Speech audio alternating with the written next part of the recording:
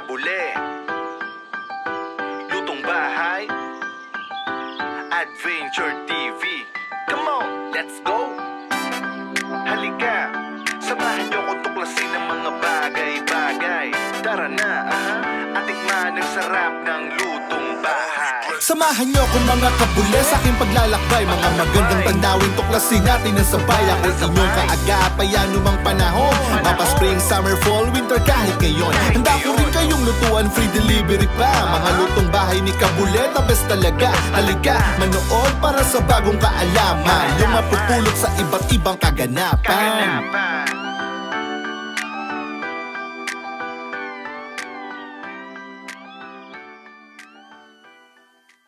Yo mga kabule, kamusta tayo dyan? For how many months? I think 1 month, 2 months. Kaya na ulit tayo ng video mga kabule. Anyway mga kabule, going to summer na. Musta kayo dyan mga kabule? It's a long time. Anyway, magluluto tayo ngayon mga kabule ng sinigang na baka. So ito, different naman to mga kabule. So, papakita ko sa inyo kung paano yung, actually same lang. Kaso, ang different like baboy or baka. So anyway, balik tayo mga kabule. Yung mga kabule, unang-una ang ating bida, yung baka. Ayan mga kabule, pinakuluan ko na yan mga kabule. Nilinis ko na rin yan. So, malinis na yan. Syempre, kamatis, luya, not luya, garlic, onion, black pepper, pamintang buo, pamintang durog. Tapos meron din tayong gabi, okra, siling haba, talong, syempre yung eggplant. Saka wala tayong kangkong ngayon mga kabule. Gagamit natin ngayon ay pechay. Syempre yung patis. Hindi kasama to mga to kasi ano yan. So ano mga kabule, umpisa na natin. Yung mga kabule, so umpisa na natin to. Mainit na yan mga kabule. Unang-una mga kabule, lagyan natin yung ating bawang. There you go. Kaya mga kabule, kutsay na natin. Antayin lang natin yung magiging golden brown. Tapos syempre mga kabule, actually mga kabule, ginagamit ko rito kamatis, dalawa. Masarap to sa yung sinigang kapag maraming kamatis. Yan. Gusto ko yan, maraming kamatis. Yan. Sa inyo yan mga kabule. Sa akin kasi, ito yung gusto ko medyo asim-asim. So, syempre kapag golden brown na siya na konti, yan. Lagay na natin mga kabule yung kamatis. There you go. Yan. There you go. Yan. Tapos mga kabule, sabay na natin yung ating onion. So, yan lang mga kabule. So habang inano natin mga kabule, ganyan, pinukutsa natin o sinisir natin, lagyan na natin patis. Yan, itong gamit kong patis. Yan ito. Sakto lang mga kabule, yung tansyahan nyo lang. Kasi baka mapaalat yung ating niluluto. So yan mga kabule, takpan na muna natin. Yung mga kabule, buksan natin. So pwede na natin lagay mga kabule yung ating karne or yung meat or yung beef. Yan, malinis yung kamay ko, mas maganda isa-isahin. Napakuluan ko na yung mga kabule, kaya tingnan nyo, malinis na, wala na yung mga dumi-dumi dyan. So, maganda yung pakuluan nyo muna, tsaka nyo linisan. Tanggalin nyo yung mga ano, pag kumulo, tsaka nyo linisan sa ano, yung tubig. Yung paldan natin to mga kabule. Good. Paldan natin this one. Lambot eh. Haluin natin. Yan. Yung sinigang natin ngayon mga kabule, kasi wala tayong kangkong, so gamit ko rito talaga kapag sa sinigang kangkong.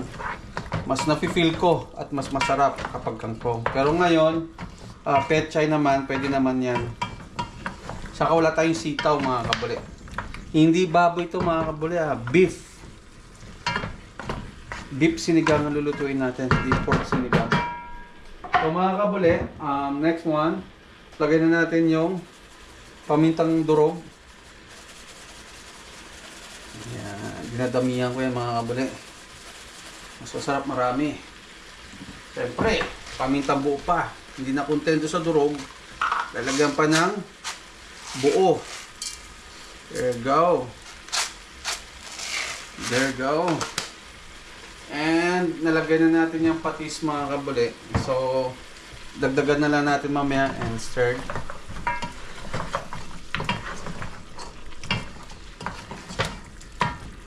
Maya-maya mga kabuli, lagyan na natin ng tubig yan. Papakuluan na natin yan. Siyempre yung gulay, sa huli na. Kasi dahil baka yan, medyo matigas. So, hindi ganun kadali maluto mga kabuli.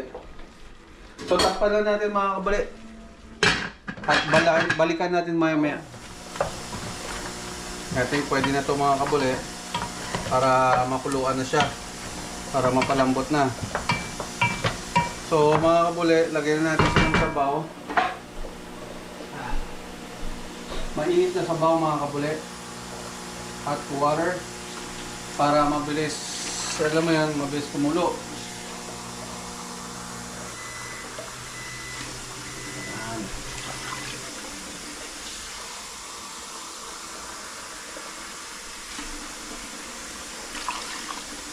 One more.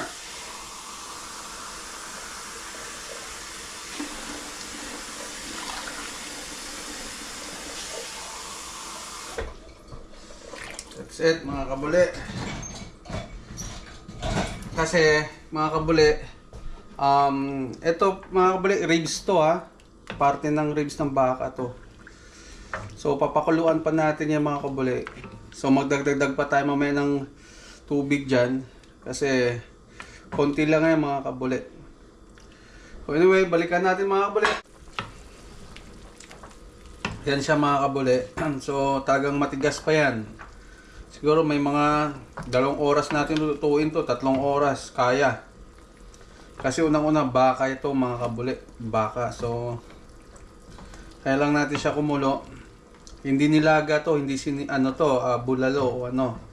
Sinigang to mga kabuli, sinigang na baka. So mga gaya mga kabuli, pwede na natin siya timplahan. Ito yung sinigang, ito gamit ko lagi, Nor. So baka naman dyan, Nor. So lagay na natin to, at least may lasa na siya ng konti. Medyo masim-asim niya na. At ma-absorb na yung sa laman.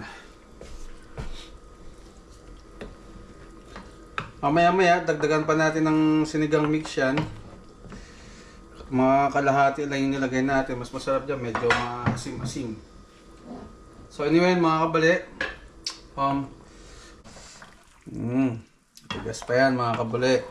Tingnan nyo mga kabali, medyo na ano na yung sabaw niya. So dadagdagan natin mga kabali yung sabaw. Kasi matigas pa. So baka maubusan tayo ng sabaw. Lagyan natin siya ng sabaw mga kabali.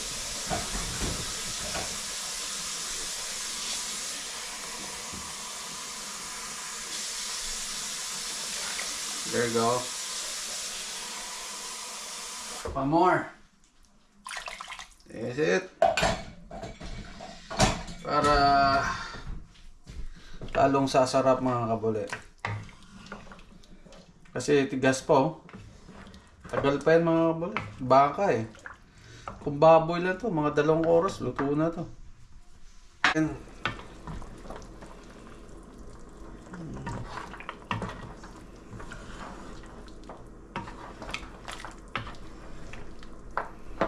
So mga kabuli, pwede na natin timplahan to.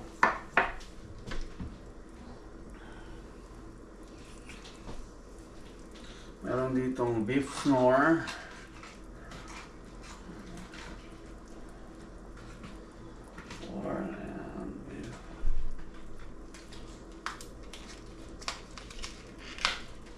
So yung mga kabuli, nakulo pa siya.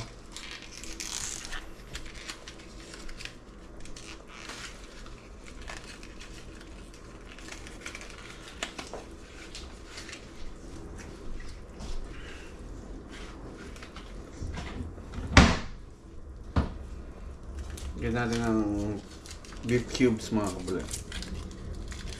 Para may lasa na siya.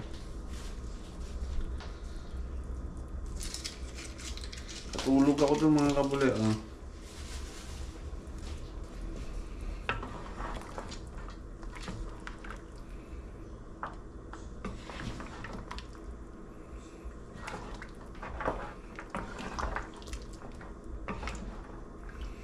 So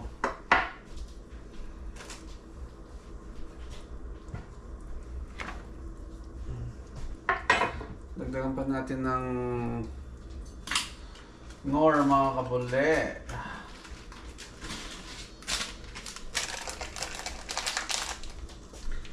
Paasim.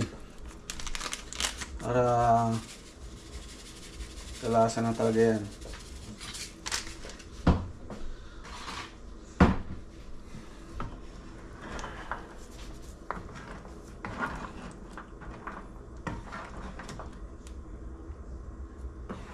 Tigas pa yan mga kabuli.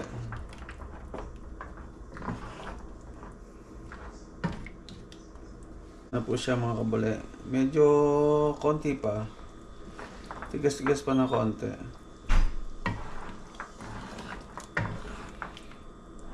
Medyo dagdagan pa natin ng tubig. Ayan. Dagdagan natin ng tubig mga kabuli.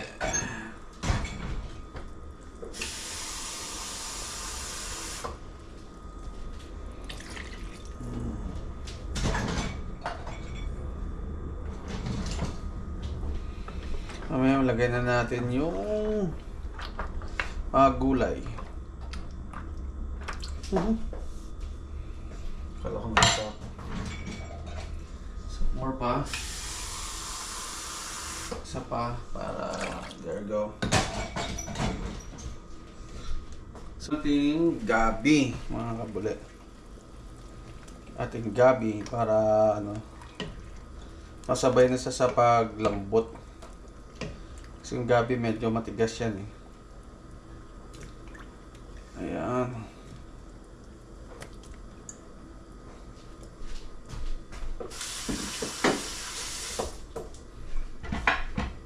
Yung lasa mga kabuli, templado na yan.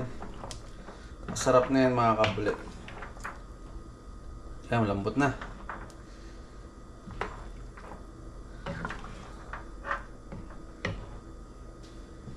Ayan mga kabuli. So, tikman natin ulit.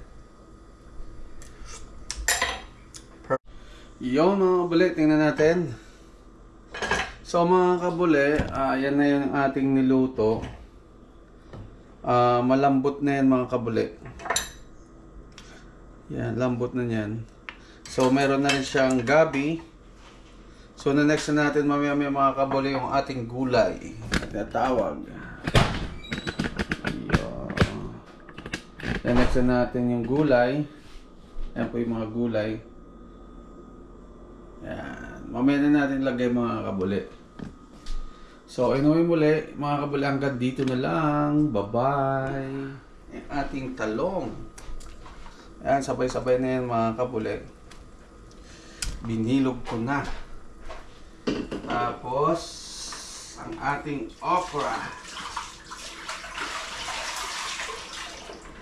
Yung ating sili. Lagay na natin yan. Okra. Para matapos na mga kabuli. May tama pa yung ating nabiling sili. Pero okay na yan mga kabuli. Lagyan natin sa ilalim mga kabuli.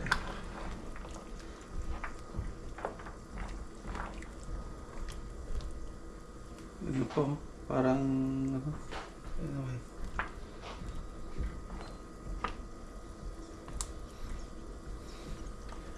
Anyway mga kabuli, Ayan. Maya mga kabule, luto na yan. Kabule, luto na yan. Siguro, ilagay na natin yung gulay, ano?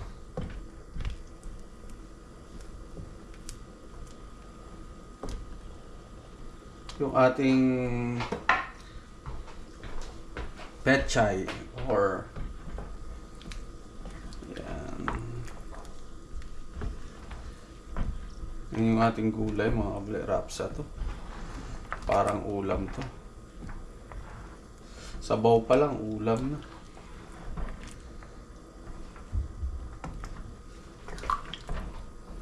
Yan mga kabule. Sinigang na baka sa tag-araw. Sa tag-init. Sarap kasi kumain ngayon eh. Ng may sabaw. So mga kabule. Ayan. So mga kabule, lagyan na natin yung pechay. Para matapos na yan. And then pwede na kainin mamaya-maya na konti. Marami to. Gulay. Pampalasa ng buhay.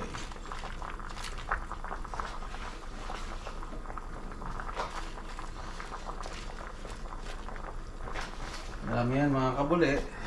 Sawa ka sa gulay. Aha. Ang gulay natin. Dami, no? There we go.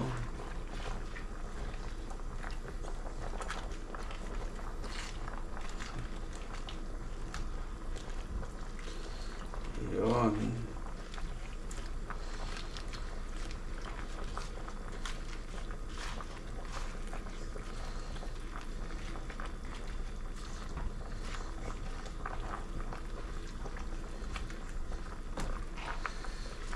Yan. So mga kabule, hanggang dito na lang ang ating niluluto mga kabule. Kasi nalagay na natin yung gulay. Hanggang sa susunod na lang, ano. Hanggang dito na lang mga kabule. Ulam na. Ingat kayo lagi mga kabule. Ingat kayo lagi. Anyway, hanggang dito na lang.